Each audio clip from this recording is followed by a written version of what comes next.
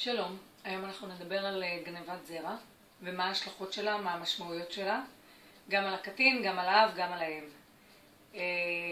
מגיעים אליי המון מקרים, במשך 18 שנה ראיתי הרבה מקרים של גברים שהגיעו וטענו שהם היו בקשר כזה או אחר עם בחורה, בדרך כלל קשרים מזדמנים, וכתוצאה מהקשר הזה נולד ילד.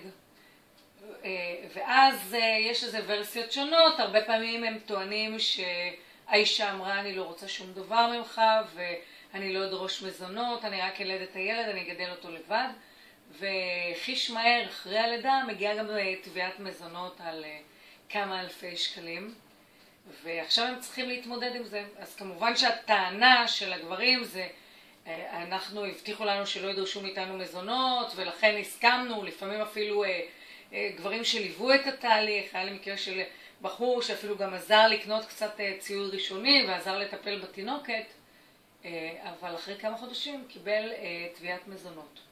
אז אני רוצה לבשר לכם שמבחינת בית המשפט מה שקובע זה כמובן טובת הקטין, ויש פה קטין שצריך לפרנס אותו ולקיים אותו, והורותו ואיך הוא בא לעולם לא בפרקטיקה לא ממש משנה.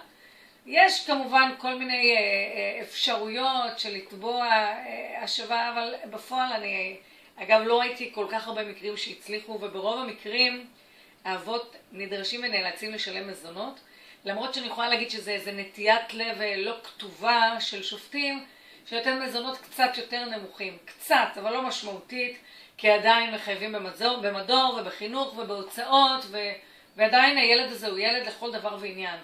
אגב, בדין העברי, ילד מחוץ לנישואים דינו כילד שנולד לתוך הנישואים, אין לו, זה לא פחות טוב או יותר טוב. זה ילד לכל דבר ועניין, זה הילד שלך, והחובה לפרנס אותו חל עליך כמו על אב שהביא ילד במהלך הנישואים.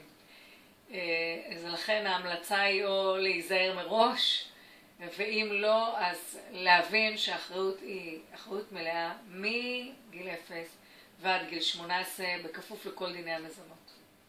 ותודה שהייתם איתנו היום.